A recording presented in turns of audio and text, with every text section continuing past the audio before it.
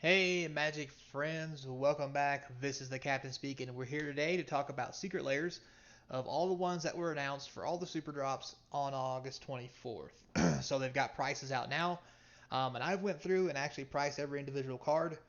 Some of the actual secret layer cards have been priced online as well. If you want to check those out, you can. I won't get into those too much.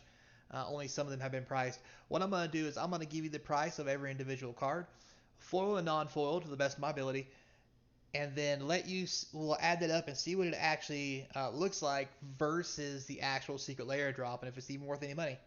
Now, mind you, take it into consideration as we go through this, because these are new printings with new artwork. They will be a little more rare, so the price value could go up. But if you're just looking to play or just playing out a deck or whatever, remember that these other cards are sometimes more valuable and harder to get.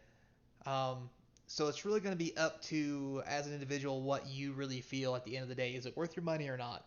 So with that said, like, subscribe, hit that notification bell, put your comments down below. Tell me if you think I'm right as we go through this. If not, I'd love to hear about it down in the comment section. That'll help feed that YouTube algorithm and push these videos up to the top so everybody gets a chance to look at them and help support the channel. Also, in the description is a link to the eBay store where all my box openings is where I sell my cards from all those box openings that you see.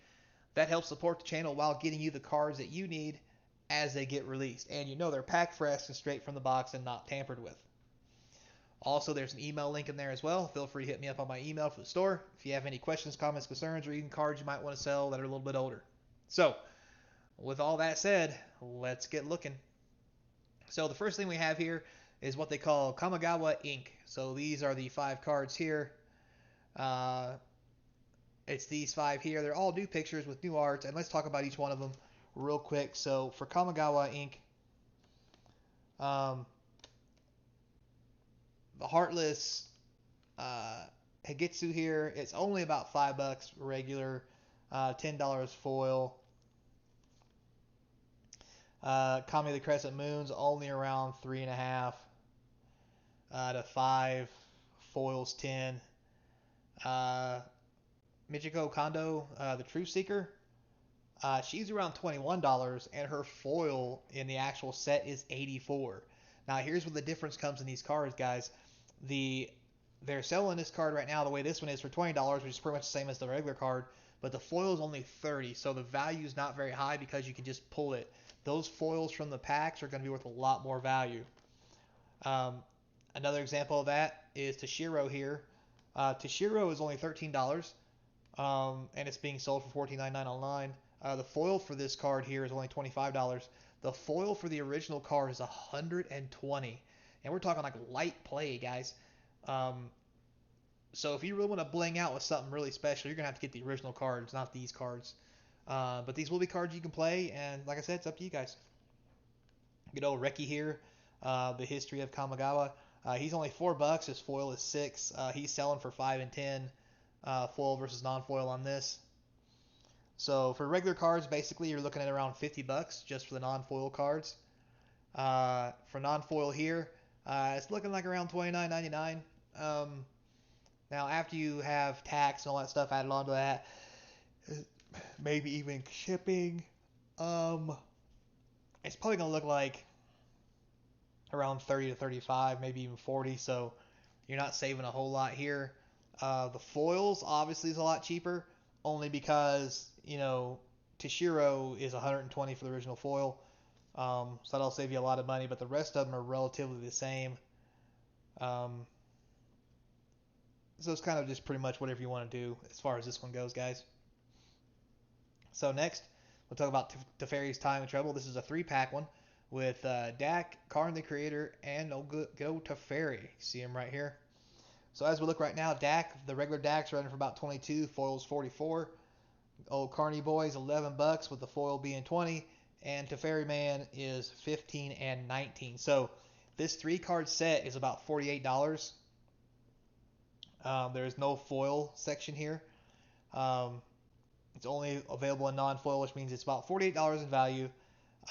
This is around $29.99, so it's $2 less value than the previous ones.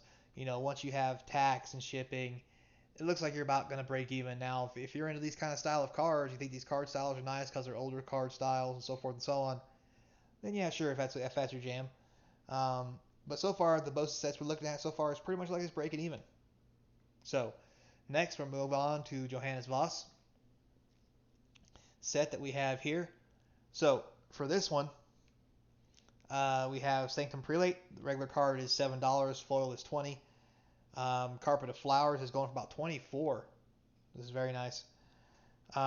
Sphere of Safety is around like $3, and the Karmic Guide has been printed to Bolivian for a whopping quarter. So yeah, this is available in foil and non-foil. So in non-foil we got $29.99. The non-foil value is only $34, which the value of these cards keep going down, and the price of the non-foil just doesn't seem to change, boys. So after shipping and everything, you're paying more for these than you would if you just bought the older cards themselves. So you take that with a grain of salt, guys.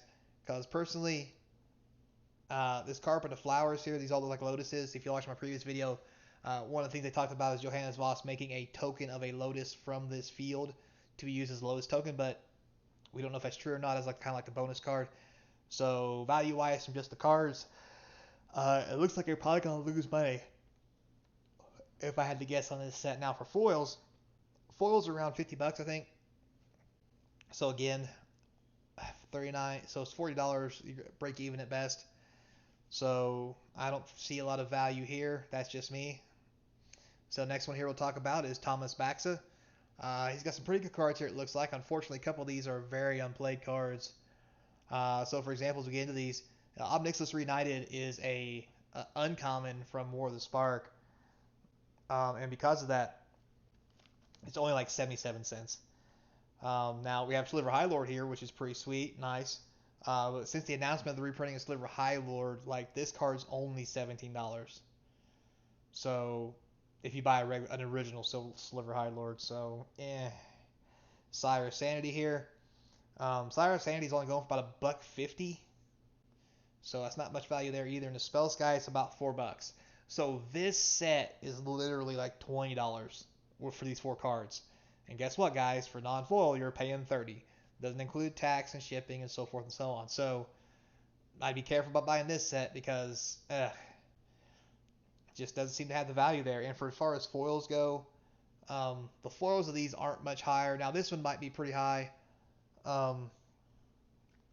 Even the foil Spellskite and so forth, these are all $2 or $3 a piece.